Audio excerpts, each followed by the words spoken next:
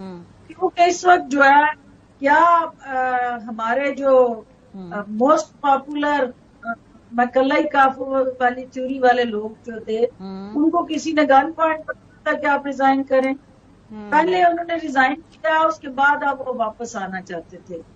Crisis, vacuum, unrest, uncertainty, fund اٹھا کے رکھ لیے, ادھر سے اٹھا کے ادھر رکھ لیے. فزیکلی فنڈس کی پریزنس آپ کی مالیاتی بکس کے اندر اس طرح سے دکھائی نہیں دے رہی. اور یہ جو فگرز ہیں, جو فجڈ فگرز ہیں, یا جو ایک انجینئرڈ مینوپولیٹڈ قسم کا آپ نے بجٹری ایک روڈ میپ دے دیا, اس کو ساتھ آکسیجن سلنڈر چاہیے. اس سے تو مجھے بالکل آپ کی پارٹی کی ٹون پتہ چل گئی فردوس صاحبہ. اس کا مطلب ہے کہ آپ نے جو ہے موجودہ حکومت کے خلاف ایک طرح سے محاذ کمر کس لی ہے, کیونکہ آپ جب یہ پارٹی میں اور یہ آپ کی اگلی سیاست کا بھی یہی ٹون ہے. یہ ہم صحیح سمجھے پھر؟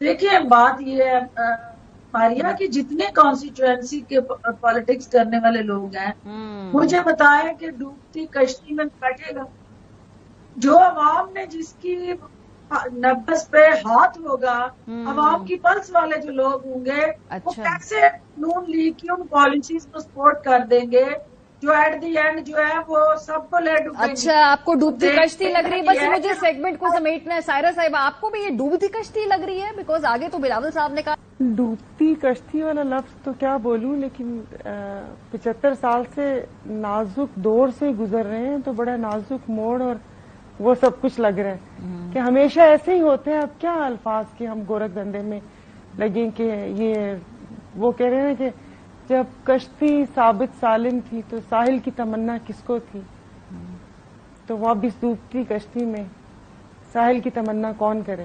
کہ جو ایک کوشش کرتی ہوں بات کرنے کی یا کسی بھی چیز کو صحیح مثبت کریٹیزم وہ کوشش کرتی ہوں میں. اب آپ کو کیا کہوں کہ اپوزیشن کون کر رہا ہے, مطلب میں یا چترالی صاحب ہی ہیں جو کوئی تھوڑی بہت بات کر لیتے ہیں اور ان چیزوں کو وہ کر لیتے ہیں, لیکن وہی بات ہے کیا کہتے ہیں کہ نکاح خانے میں طوطی کی آواز کون سنتا ہے.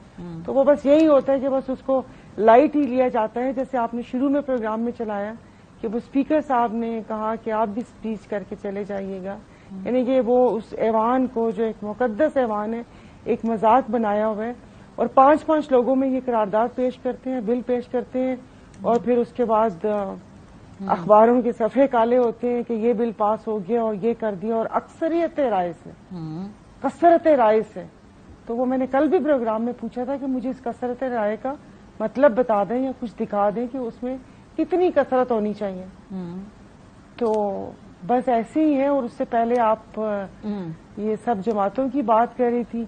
ابھی تھوڑی دیر پہلے سنا ہے کہ بلاول صاحب کا بیان آیا ہے اور انہوں نے کہا کہ ہم اس بجٹ کو مطلب نہیں کریں گے کیونکہ کچھ تھوڑی بہت کھچڑی بن تو رہی ہے. تو انہوں نے کہا لیکن میرا خیال ہے وہ جو بیان ہے وہ تو ایک سیاسی تقریر ہے, کیونکہ جو بجٹ ہے جس میں ان کی مرضی سے ان کی منشا سے اکٹھے کولیشن کا بجٹ ہے نا. اب اگر ایک ہفتے بعد آپ کہیں بجٹ میں یہ مسئلہ ہے وہ مسئلہ ہے, وہ ایک سیاسی تقریر ہے. وہاں ان کے سامنے عوام تھی, انہوں نے کہہ دیا, ظاہر کہہ دیتے ہوتے ہیں جلسوں میں ایسی باتیں. نہیں, وہ اب عوام کے پاس عوام کو کچھ پتہ ہی ہوتا ہے. اب ظاہر ہے بھلے اب یہ ہم لوگوں کو یا عوام کو ہم کچھ بھی سمجھے, لیکن عوام کو اب سمجھ آتی ہے.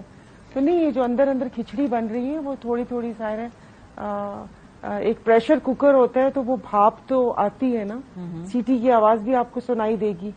تو اب دیکھیں کہ اندر کیا ملغوبہ بنا ہے, وہ پھر ڈھکن کھلنے پہ ہی پتہ چلے گا. لیکن ایوان کے اندر تو کچھ نہ کچھ ہے. نور عالم خان صاحب بھی بیٹھے ہیں, پی اے سی ان کے پاس ہے. چلے راجہ ریاض صاحب جو ہے وہ نہ بھی ہو, لیکن کچھ ایک کلسٹر تو ہے اپوزیشن کا. تو ماحول ہوتا کیا ہے ایوان کے اندر بھی؟ جیسے بجٹ آیا تو کچھ ڈسکشن وغیرہ کچھ نہیں ہوئی؟ نہیں وہ ہوتا, مطلب سٹارٹ میں ہی کہا تھا کہ وہ ایک تو بی ٹیم ہے یا آپ وہ پاکٹ یونین جیسے ہوتی ہیں تو وہ والا کردار ادا کر رہے ہیں. لیکن بس یہ کہ نہیں ہوتا. اس وقت جو افراتفری کا عالم ہے کہ وہ پتہ ہی نہیں چل رہا کہ کون کہاں جا رہا ہے, کدھر آ رہا ہے, کدھر جا رہا ہے. وہ جیسی افراتفری دکھ رہی ہے اس سے زیادہ ایوان میں ہوتی ہے. تو بس یہ کہ جو میں نے نہیں دیکھا, مجھ سے میرے ساتھی ناراض بھی ہو جاتے ہیں کہ تم ہمیں اپوزیشن نہیں کہتی, لیکن میں نے کبھی کہ کسی چیز پر تو آپ بول لیں، کسی عوام کی اس چیز میں، جیسے کہ آپ نے کہا ان کو بجٹ بھی اچھا لگ رہا ہے، وہ کہہ رہے ہیں کہ نہیں یہ بھی ہونا چاہیے، وہ بھی ہونا چاہیے، اگلی ٹکٹ ہم نے لینی بھی نون سے ہے، کسی نے کہا ایم پی اے کی دے دیں، کسی نے کہا وہ دے دیں، تو اس میں کون سی اپوزیشن ہوتی ہے؟ اور آج کل تو ہے تو سب کو اپنے ڈیولپمنٹ فنڈز کی پڑی ہوئی ہے کہ بھئی یہ ڈیولپمنٹ فنڈ جلدی سے ریلیز ہو جائے. وہ تو آپ کو بھی مل رہے ہیں، آپ لوگوں کو بھی مل رہے ہیں یا یہ کچھ گنے چنے لوگوں کو ہی ڈیولپمنٹ فنڈز مل رہے ہیں؟ نہیں گنے چنے، انہوں نے بولا کہ ریزرو سیٹ والوں کو بھی مل رہے ہیں، بٹ یہ کہ مجھے بھی میسج آیا تھا لیکن میں نے انکار کر دیا کہ نہیں، آپ ان پیسوں سے میرے علاقے میں کوئی ہاسپٹل کا کروا دیجئے، کچھ اس میں پیسے آپ نے دینا ہے، میرے تھرو نہیں، آپ خود کر دیں. اور ویسے بھی آپس کی بات ہے، اگر دیکھا جائے تو سانگڑ ڈسٹرکٹ سانگڑ سے میں تعلق رکھتی ہوں، وہاں پر سینیٹرز، ایم این اے، ایم پی ایس ملا کر اور ایک اقلیتی اور مجھ سمیت 7 لوگ ہیں ہم لوگ. تو میرا علاقہ تو بالکل ترقی کی بلندیوں کو چھونا چاہیے، تو اس لیے میں نے کہا بس ٹھیک ہے، سب کو اتنے مل رہے ہیں، میں اب ان سے 5 کروڑ لے کے کیا کروں. نقب لگانے میں کامیاب ہو گئے تو مسئلہ تو نون کے لیے ہے. ابھی اب ان کو یہ بھی نہیں پتا کہ یہ آئی پی پی کس پلڑے میں بیٹھتی ہے. ویسے آئی پی پی نے ملک کو بہت نقصان پہنچایا ہے. پاور سیکٹر میں آئی پی پیز ہیں جنہوں نے ہمارے گردشی قرضہ ہزاروں ڈالر تک پہنچا دیا اور ہم اس قرضے کے بوجھ تلے دبے ہوئے. پاور سیکٹر کی آئی پی پی نہیں یہ تو میرا خیال ہے وہ خالی اتفاقیہ کو انسیڈنس ہے کہ وہ مل گئے ہیں آپس میں مخفف نام کے. آئی پی پی ان کے کوئی میرا خیال ہے فردوس صاحبہ ان کی جماعت کا وہ کوئی بیٹھ کے پلان نہیں ہوگا کہ آئی پی پی جو ہے اس کی ہم نے کوئی کافی ردیف ملانے. وہ بس ہمیں پتا چلا کہ استحکام ہے تو وہ پھر استحکام میں پاکستان پارٹی. اچھا ٹھیک ہے، اللہ کرے پاکستان کو استحکام و دوام بخشے. 75 سال میں تو ہم بخش نہ سکے لیکن اب یہ کہ ہم سبھی کرتے ہیں. جی آپا کہ کافی لمبی ڈسکشن ہو گئی ہے سارا کی، تو میں چاہوں گی کہ میں تھوڑا سا ساتھ ہینڈ اپ کر دوں. جی دیکھیے، آپ نے جو ایک پارلیمنٹ کے اندر کی سچویشن اور ایک پارلیمنٹ کے اندر کا جو ریالٹیز ہے وہ تو آپ نے ڈسکس کی ہیں، لیکن آپ مجھے یہ بتائیں کہ اگر یہ پارلیمنٹ کو اس وقت جو ہے وہ سنسان اور ویران اور وداؤٹ اپوزیشن اور وداؤٹ عوامی نمائندگی کیا ہے، تو یہ عوام کس کے ہاتھ پہ اپنا لہو تلاش کرے؟ ہو از ریسپانسبل؟ ناظرین آپ نے ویڈیو ملاحظہ فرمائی ہے. ناظرین فردوس عاشق اقوان جو کہ ایک جانی پہچانی لوٹی ہے اور اس کے جتنے بھی پروگرام آپ اٹھا کر دیکھ لیں، اس نے کبھی بھی تمیز کے دائرے میں رہ کر بات نہیں کی. ہمیشہ بات تمیزی کرنے پر اتر آتی ہے اور جس پارٹی کو چھوڑ کر آتی ہے اس پر تابڑ توڑ حملے کرتی ہے.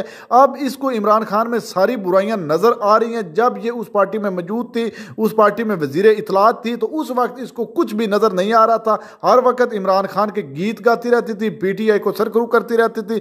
لیکن آج اس کو سارے وہ غصے، سارے الزامات جو ہے وہ یاد آئے ہیں. ناظرین یہ اس طرح کی کچھ لوٹیاں جن میں عظمیٰ بخاری، فردوس عاشق اقوان، مریم اورنگزیب، یہ وہ ہیں جنہوں نے پارٹیوں کو اور ملک کو تباہ و برباد کر کے رکھ دیا ہے اور ان کا کام ہے ایک پارٹی سے دوسری پارٹی میں جانا، کبھی کسی پارٹی میں کبھی کسی پارٹی میں، اور جس پارٹی میں ان کو تھوڑی سی عزت و وقار مل جائے یہ اس کے گیت گانے شروع کر دیتی ہیں اور پچھلی پارٹیوں پر تابڑ توڑ حملے کرتی ہیں. آج کے پروگرام میں بھی اس نے اس طرح ہی کیا، جس پر میں سلام پیش کرتا ہوں جی ڈی اے کی رہنما سہرا بانو جو کہ ایک بہت ہی باہمت اور دلیر خاتون ہے. اس نے اس کو حقیقی آنا دکھایا. لیکن ناظرین اس طرح کی لوٹیوں کو کوئی فرق نہیں پڑتا. ناظرین آپ نے ویڈیو ملاحظہ فرمائی ہے، اس ویڈیو کے بارے میں آپ کی کیا رائے ہے؟ کیا سہرا بانو نے جو کچھ اس لوٹی کو آنا دکھایا وہ حقیقت پر مبنی ہے یا جھوٹ پر؟ ویڈیو کے کمنٹ سیکشن میں قیمتی رائے دیجیے اور اگلی ویڈیو تک اپنے میزبان کو دیجیے اجازت. اللہ حافظ.